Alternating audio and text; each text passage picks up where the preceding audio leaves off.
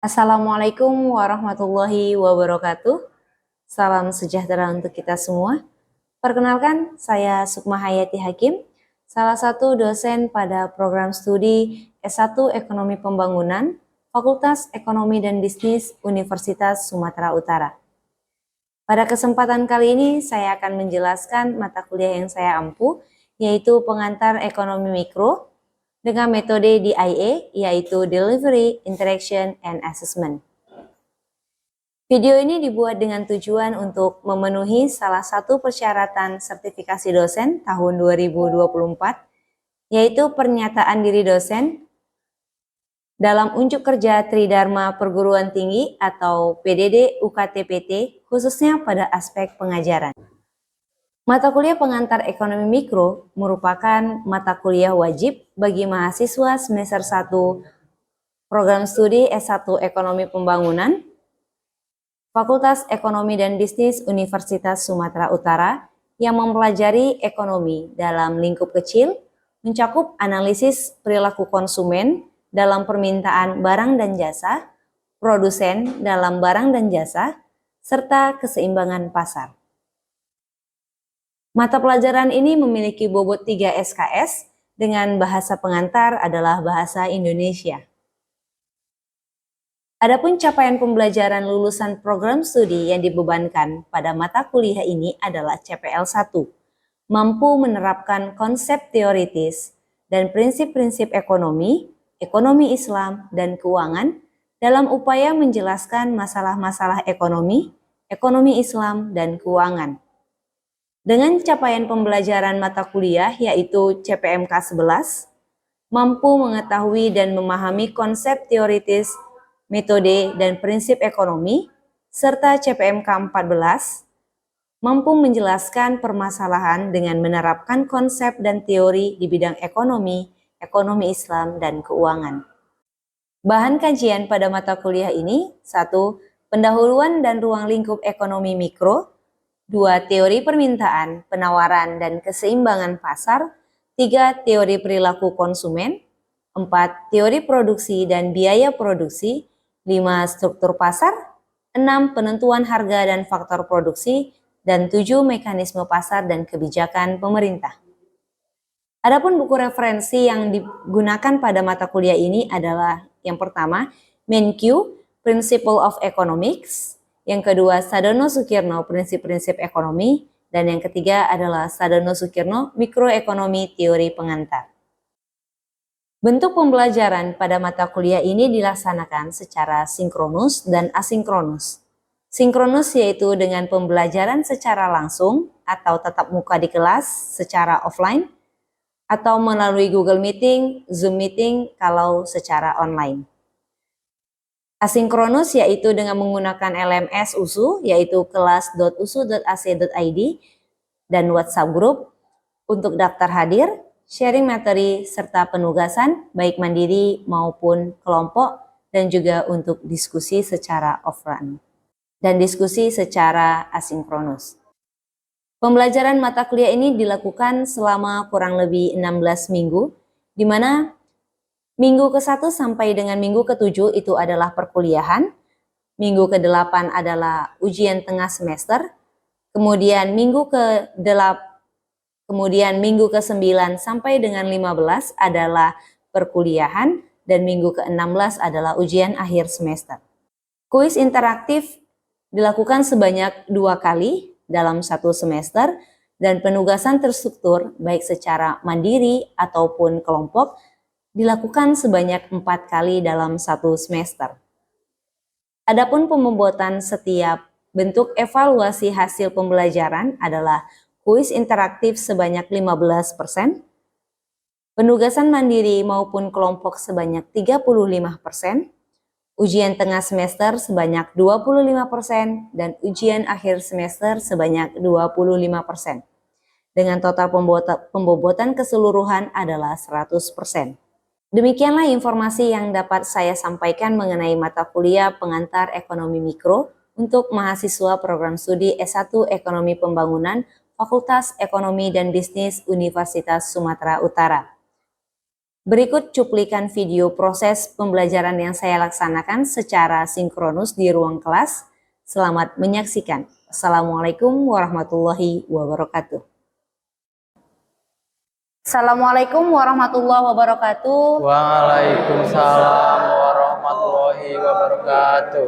Selamat pagi adik-adik semuanya. Pagi, Bu. Oke, hari ini kita masuk di mata kuliah pengantar mikroekonomi yang merupakan lanjutan dari pertemuan yang minggu lalu. Nah, minggu ini kita akan membahas tentang permintaan dan penawaran. Sebelum itu, saya mau tanya dulu materi kita yang minggu lalu. Nah, materi kita minggu lalu, kira-kira apa sih sebenarnya masalah pokok di dalam ekonomi? Ada yang bisa? Boleh? Angkat tangan. Saya, Ibu. Oke, silakan.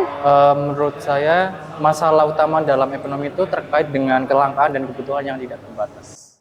Oke, kelangkaan dan kebutuhan yang terbatas. Boleh dibantu? Ada yang mau menjelaskan lagi? Oke, silakan. Kalau menurut saya, masalah dalam perekonomian sekarang itu adalah kebutuhan dan keinginan manusia yang tidak terbatas, sedangkan kemampuan faktor-faktor produksi yang menghasilkan barang dan jasa untuk memenuhi kebutuhan dan keinginan masyarakat adalah terbatas. Oke, ya, bagus jawabannya dari teman-temannya. Jadi masalah pokok kita yang pertama itu adalah kelangkaan. Dan keinginan kita ataupun kebutuhan kita itu tidak terbatas, sedangkan alat pemuas kebutuhan tadi itu terbatas.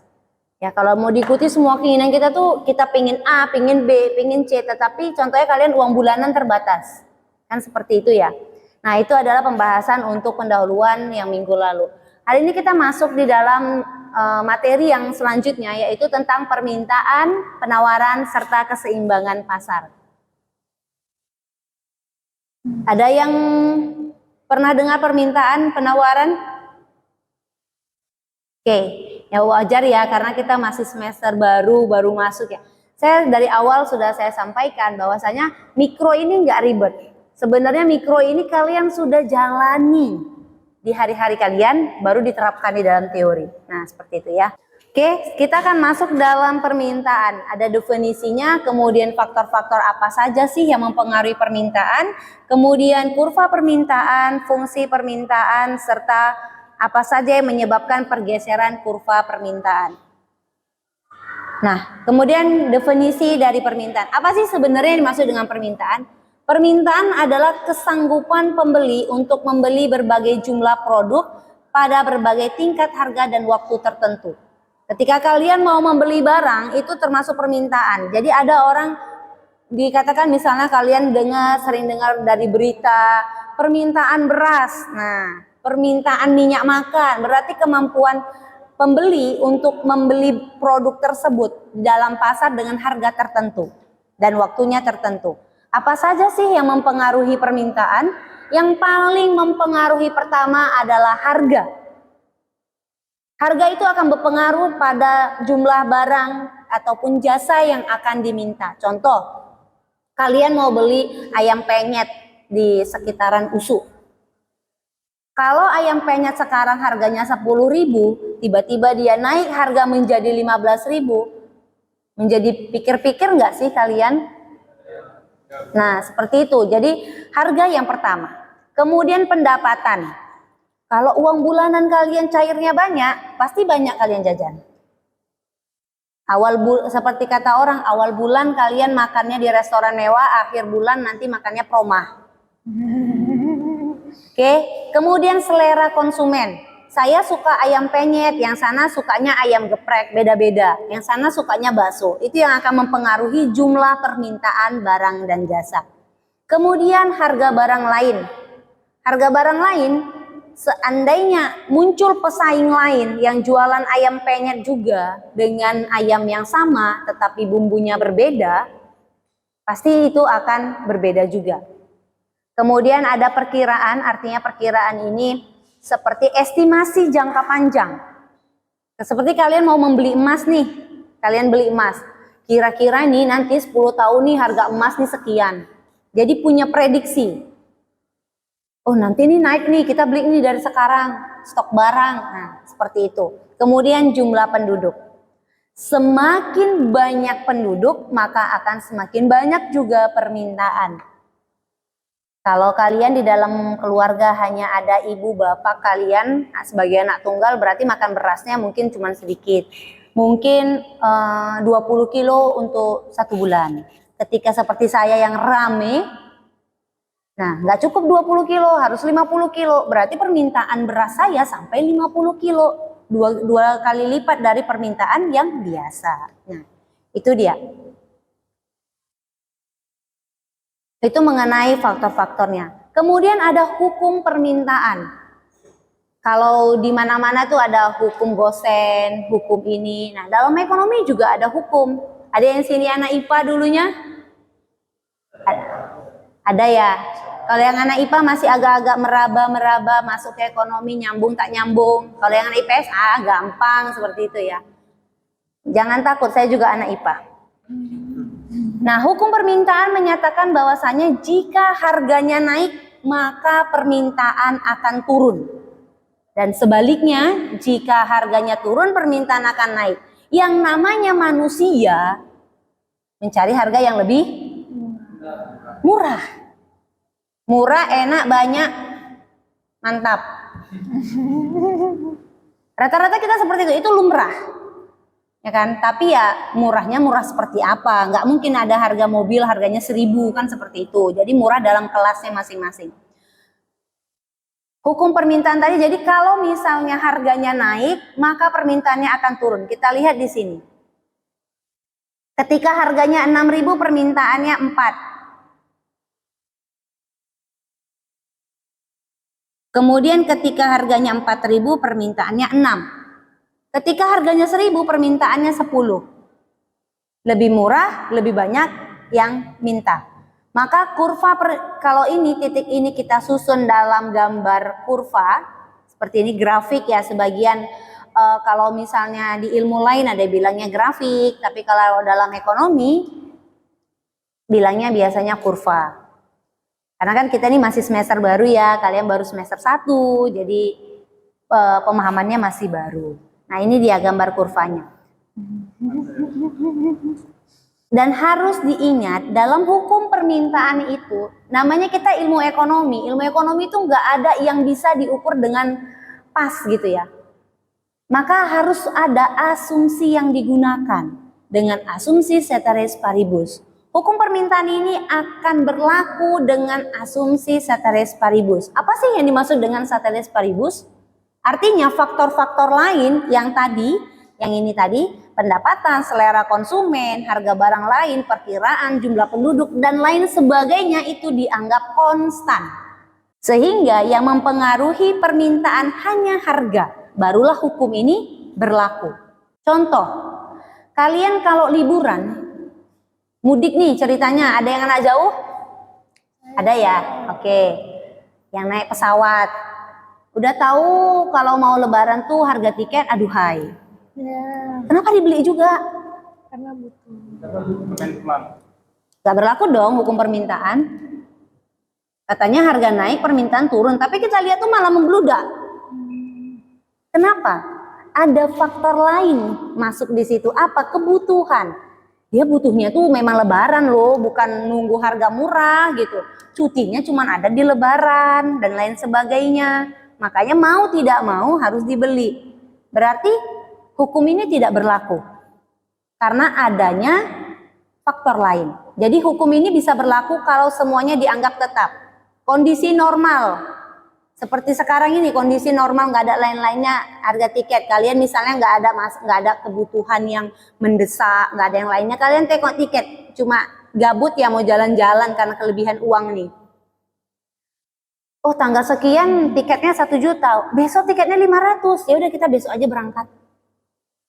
Orang juga bakal berpikir seperti itu. Makanya saya katakan dari awal, ekonomi mikro udah kalian lakukan. Jadi nggak usah ribet-ribet gitu mikirinnya.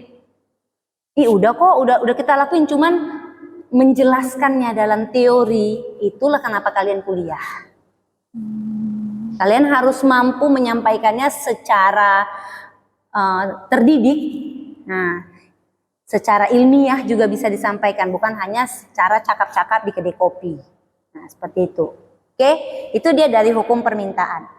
Fungsi dari kurva permintaan ini, dia memiliki persamaan, namanya ekonomi. Jadi kalau misalnya ekonomi itu dikatakan matematikanya di dalam ilmu sosial, ekonomi pembangunan, matematika dalam ekonomi sosial. Jadi kita ada persamaan juga di dalam kurva permintaan. Persamaannya adalah QD sama dengan A dikurang BP, di mana P adalah harga produk, sedangkan QD adalah jumlah produk yang diminta, A-nya adalah konstanta, dan B adalah koefisien. Ini adalah fungsi dari kurva permintaan. Kalian yang sudah belajar fungsi waktu SMA harus mengingat fungsi itu seperti apa. Fungsi itu kan garis yang akan menggambarkan kurvanya. Ini dia, kemiringan inilah yang ditentukan dengan fungsi yang tadi. Kalau ini tadi berdasarkan tabel yang di sini, maka yang ini juga akan berdasarkan fungsi yang ada di sini. Ada beberapa cara untuk memperoleh persamaan kurva tadi. Kalau misalnya diketahui seperti tadi titik-titiknya, maka kita bisa menggunakan rumus Q kurang Q1 sama dengan Q2 dikurang Q1 sama dengan P dikurang P1 per P2 dikurang P1. Keterangannya bisa dilihat masing-masing. Ada beberapa metode, ini salah satunya jika diketahui adalah titik koordinatnya. Nanti kita lihat ya. Oke, kita lihat kemari. Contoh, dalam suatu pasar diketahui harga beras adalah Rp5. Jumlah yang diminta adalah 40 kilo. Zaman kapan ya Rp5? Anggap aja seperti itu ya. Dan ketika ada kenaikan harga beras menjadi Rp15, maka jumlah yang diminta adalah 20 kilo. Carilah fungsi permintaannya. Berarti ini kan ada dua titik. Yang pertama tadi harga dari Rp5 menjadi Rp15. Berarti P1 5, P2 adalah 15. Karena P adalah price, harga. Q1-nya itu adalah 40, Q2-nya adalah 20. Di mana Q adalah quantity, jumlah barang yang diminta. Maka kita masukkan ke dalam rumus.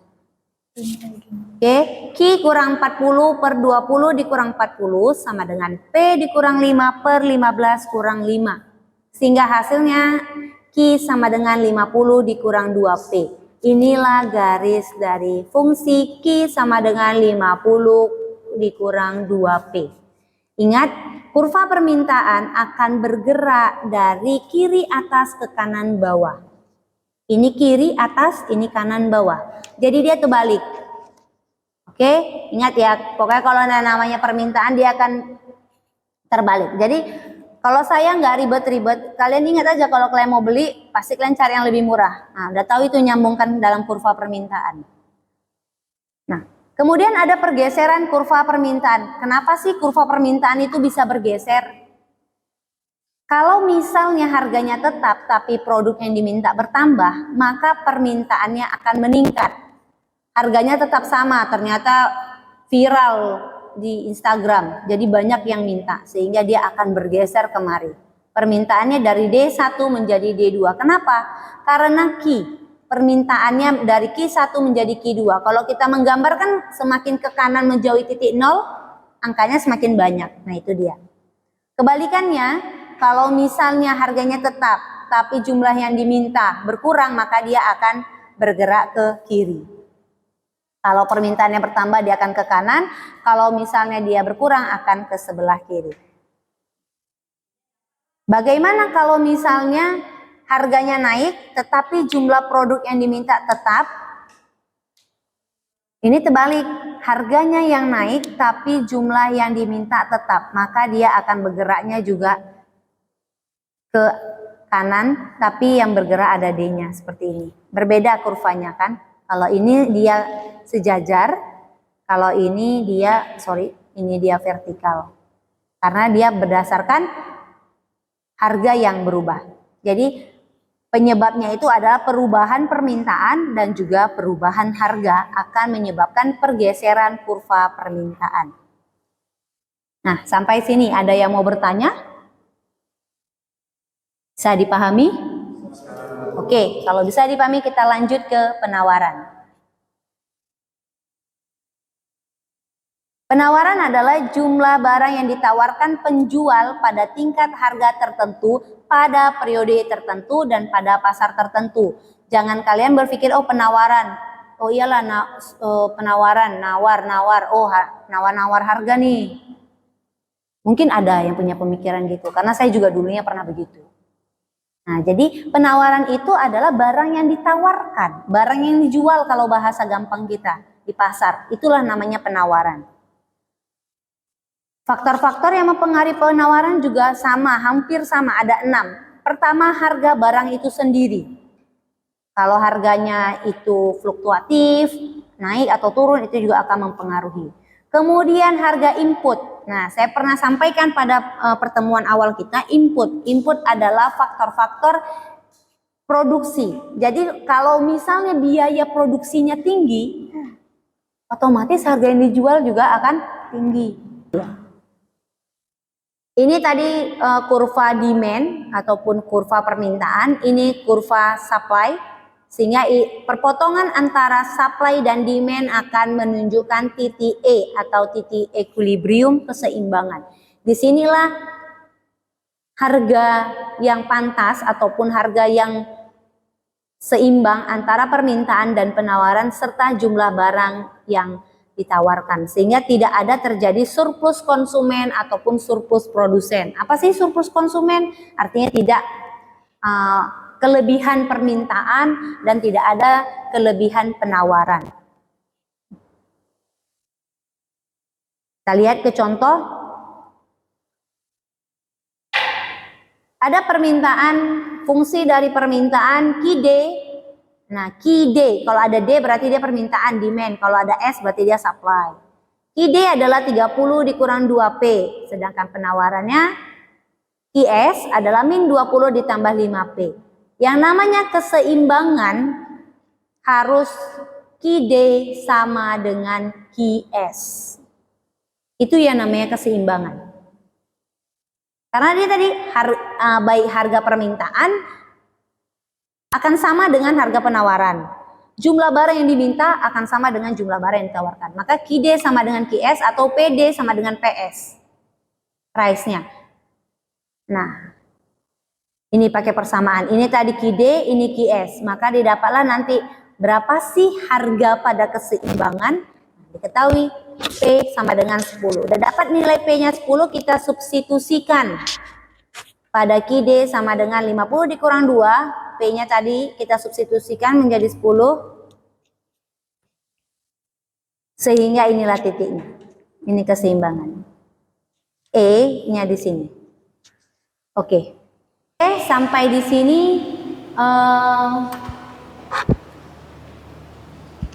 saya mau bertanya dulu. Sebelum kita mengakhiri perkuliahan kita ini, saya mau bertanya dulu untuk review. Oke. Apa yang dimaksud dengan hukum permintaan? Boleh angkat tangan? Saya, Ibu. Oke, silakan. Baik, jadi hukum permintaan itu dia menyatakan dengan asumsi faktor-faktor lain tetap. Jika harga barang meningkat, maka jumlah barang yang diminta akan menurun dan sebaliknya. Oke, selanjutnya apa yang dimaksud dengan penawaran? Ada yang Oke, silakan.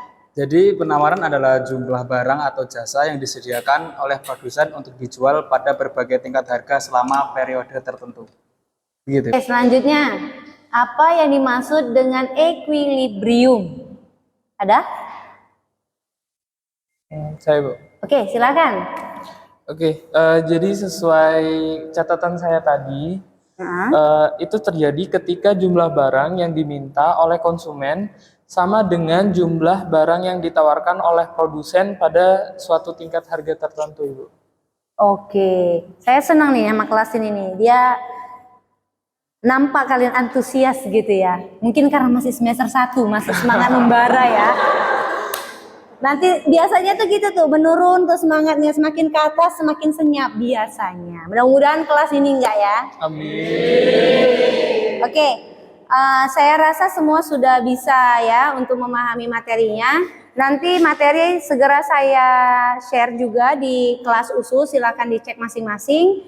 Dan untuk minggu depan, kita akan masuk di dalam elastisitas permintaan dan penawaran.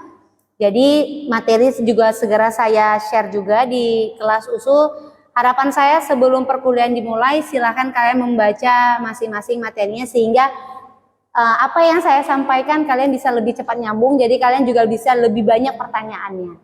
Oke, baik Ibu. Jadi nggak saya aja yang nanya seperti tadi gitu ya. Siap Ibu. Oke, terima kasih atas perhatiannya.